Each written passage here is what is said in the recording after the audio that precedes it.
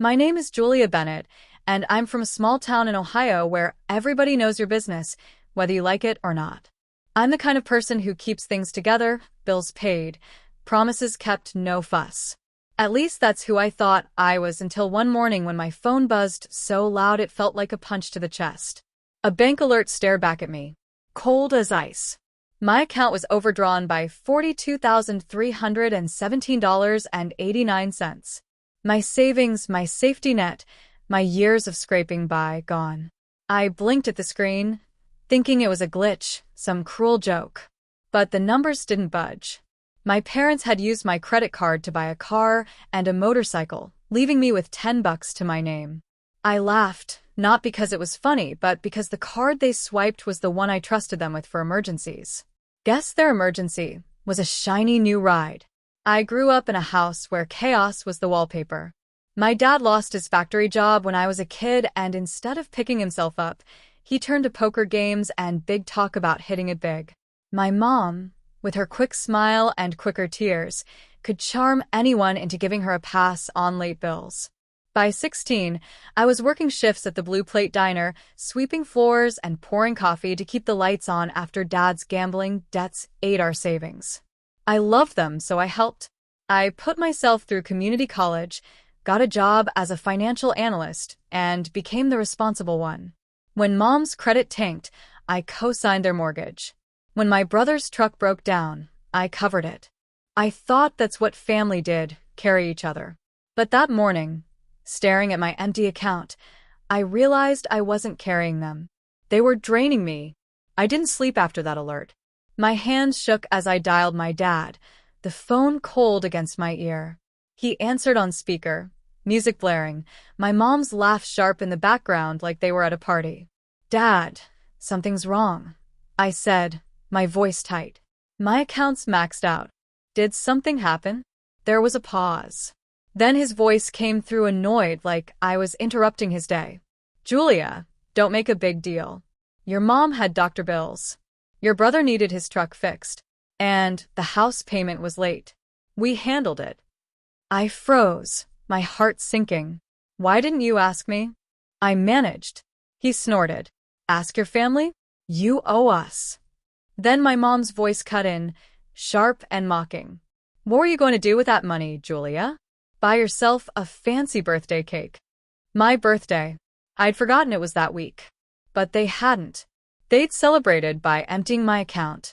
I felt like I'd been slapped. "Don't call me again," I said, my voice steady despite the ache in my chest. I hung up, their laughter still ringing in my ears. That was the last gift they gave me. Not love, not an apology, but silence. A deep, ugly silence that told me who they really were. I didn't cry. I got to work. By noon, I was logged into every account I had, untangling myself from their mess. The mortgage in my name, because Mom's credit wouldn't qualify, canceled. My brother's truck repossessed by the next day. I called the bank, marked the charges as unauthorized, and froze my credit. Every automatic payment, every shared plan, phone, Netflix, utilities, I cut them off. They thought I'd always be their safety net, the good daughter who'd fix everything. But that morning, I decided I wasn't their daughter anymore. I was done being their ATM with a heartbeat. The next morning, my phone lit up like a Christmas tree. Missed calls, texts, voicemails, my parents, my brother, even my cousin Chloe, all piling in. Some messages were furious. "Julia, what's going on? The truck's gone." Others tried to play nice. "Honey, the bank says the mortgage isn't a fault. Just talk to us." I didn't answer. I was too busy cutting every cord they tied around me for years. I changed every password, canceled a family phone plan I'd paid for since college, and shut off the streaming accounts they'd been using like I was their personal piggy bank. I even disconnected the gas bill. Mom's credit couldn't get it approved, so it was under my name. I wasn't cruel. I was just done paying for their choices. Growing up, I learned love meant sacrifice.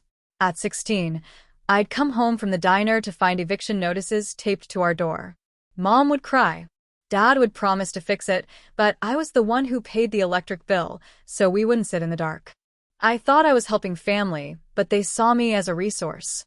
When I got my analyst job, they didn't celebrate my degree. They asked for loans that never got repaid. My brother, who'd rather tinker with his truck than hold a steady job, called me the bank like it was a joke. But that morning, with my account in the red, their joke wasn't funny anymore. It was theft. By afternoon, I'd called every company, every bank, every agency tying me to them.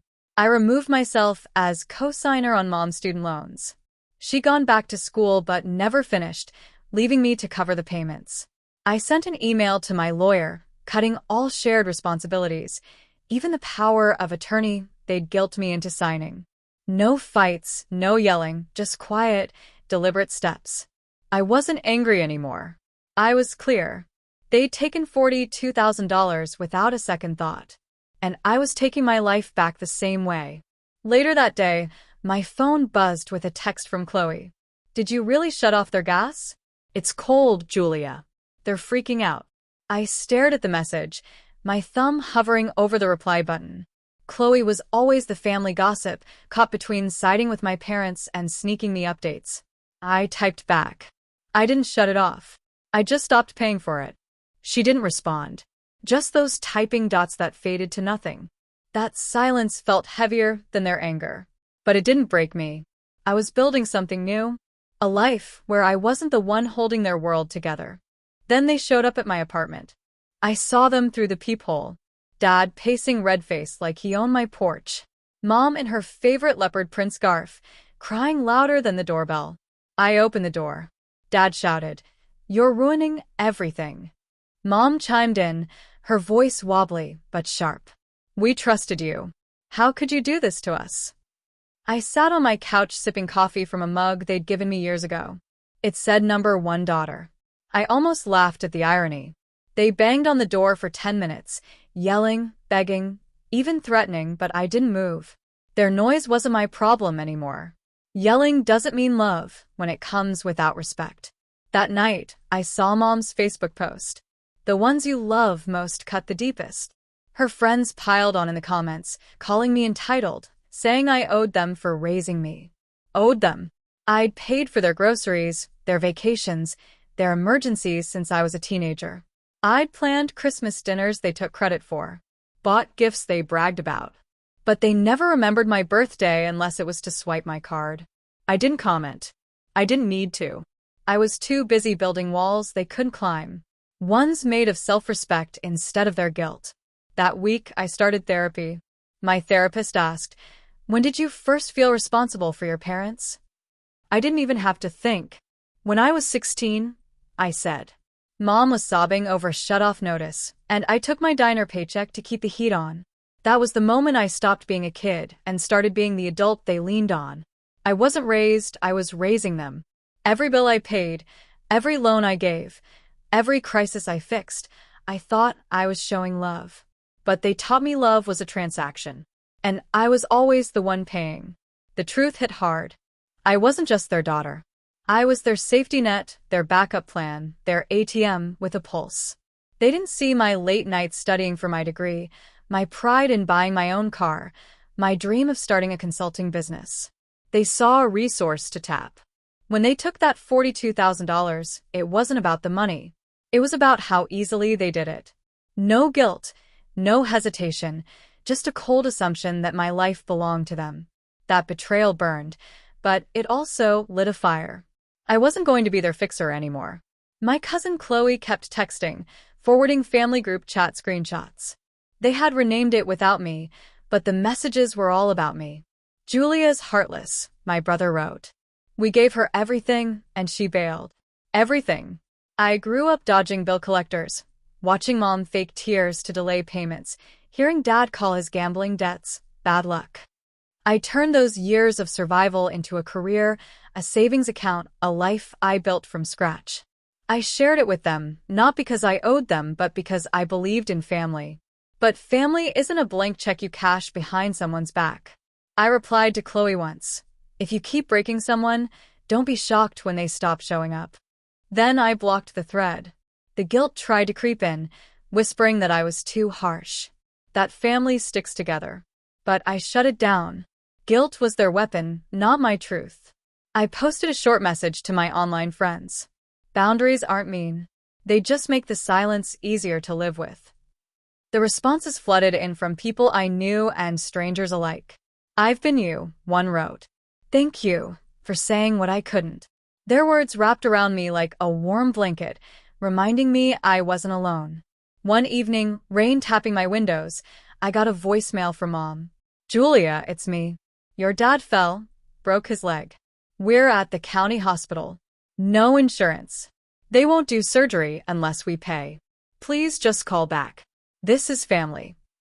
Her voice was the same one she used when she needed something. Soft, urgent, pulling at old strings. I stared at my phone, my stomach twisting. I opened my laptop, checked my accounts. I could pay for it. But then I opened another folder, one I'd labeled Truth. Screenshots of their charges, emails begging for one last favor. The birthday dinner they put on my card without asking. Their emergency wasn't mine anymore. It was just another hook. I texted Chloe. "Tell them I hope he heals, but I'm not hurting myself to fix their pain." No reply, just silence.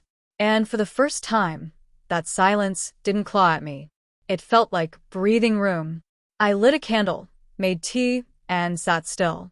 No buzzing phone, no panic, just quiet. I wasn't waiting for their next crisis. I was living for me. A few weeks later, I walked into my cousin Sarah's wedding at a rustic barn just outside town. The air smelled of hay and honeysuckle, string lights twinkling against the Ohio sky. I went because Sarah mattered. She'd always seen me as Julia, not the family's problem solver. She'd called just to check in, not to ask for something. But I knew my parents would be there, and I braced myself. I wore a black satin dress, not to mourn, but to show I wasn't the girl they could guilt anymore. My head was high, my heart steady. I wasn't there to fix anything. I was there to live. As I stepped into the barn, I felt their eyes on me. Mom in a tight dress, she probably charged to someone else's card, stared like she was sizing me up. Dad, leaning on a cane, limped more than he needed to, his rented tux too big. Their looks weren't warm. They were calculating, waiting for me to crack, to run over and play the good daughter. I didn't. I sat with Sarah's friends, laughing at their stories, clinking glasses like I belonged. And I did. For the first time, I wasn't performing for anyone. During dinner, Mom walked by my table, her hand brushing my chair. "You look different," she said, her voice soft but sharp, like she was fishing for a reaction. I met her eyes, unflinching. "I am," I said, calm but firm. She opened her mouth, but I raised a hand. "I'm here for Sarah, not you." Her face froze, her eyes glossy. Not from sadness, but from realizing she'd lost her grip on me. I wasn't her rescue boat anymore. I was a lighthouse, bright and untouchable. At the toast, Dad raised his glass, his eyes locking on mine like he expected me to smile, to nod, to offer peace. I didn't move. I didn't lift my glass. Peace doesn't come from pretending nothing happened. It comes from walking through pain and choosing not to carry theirs anymore. I danced that night, my feet aching in my heels, my voice from singing with Sarah's friends. I laughed until my sides hurt, letting my joy be a quiet rebellion. They didn't get to decide how I felt anymore. When Mom passed me again, her face tight, I didn't shrink. She wanted me to feel guilty, to run back and fix their mess. But I was done. I left the wedding without a goodbye, the barn's lights fading behind me as I drove home. That night, I turned off the last autopay from my past, a utility bill I'd covered for years. I wasn't just closing accounts. I was closing a chapter. It's been a year since my parents swiped $42,000 from my account. Since that bank alert ripped my trust apart. A year since I stopped answering their calls and started answering my own heart. The guilt used to hit like a siren, loud and sharp, telling me I was cruel for cutting them off. Now it's just a faint hum. I gave them my love, my savings, my years, and they treated it like a card with no limit. That card's closed now, and I'm not reopening it. I've built something new in this small Ohio town. My consulting business is growing. I help small businesses manage their books, turning chaos into clarity the way I always wanted for myself. My apartment's mine. No eviction notices, no family knocking. My friends don't call me family to guilt me. They call to laugh, to share coffee, to show up without strings. On my next birthday, my phone didn't buzz with their fake apologies. Instead, there was a knock at my door. Sarah stood there holding a cake with candles, her smile warm and real. "You were never the problem," she whispered. "You were just the first to break free." We lit the candles, not for wishes, but to breathe. Healing isn't loud. It's choosing not to open the door when guilt comes knocking, dressed up like love. Mom still posts her vague Facebook rants, hinting I'm the villain. Dad plays the victim at family gatherings, limping for sympathy, but their voices don't echo in my life anymore. My cousin Chloe sends me screenshots sometimes, but I don't reply. I don't need to. I've built walls of self-respect, and their words bounce off like rain on a roof. I belong to me now, fully, finally, freely. To everyone who's walked with me through this story, thank you. You've seen my fights, my heartbreak, my stand. If this hit you where it hurts, if you've ever felt used or had to build your own walls, hit that subscribe button and join us. Every story we share is a piece of someone's truth about breaking free, standing tall, and choosing yourself. Keep building your own life brick by brick, and I'll meet you where the light shines brightest.